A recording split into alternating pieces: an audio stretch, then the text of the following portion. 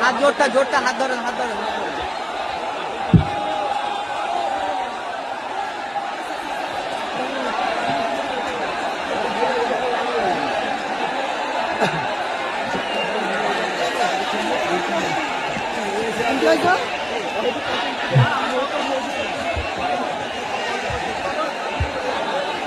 আপনাদের একটা তথ্য পরিচয় করে দেবো আমি।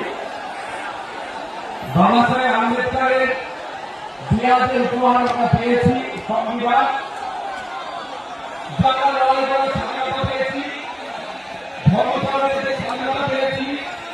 বলার যে স্বাধীনতা পেয়েছি, এই মিটিং মিছিল তার স্বাধীনতা পেয়েছি, সংবিধানের সাংবিধানিক অধিকার এবং আপনি আজকে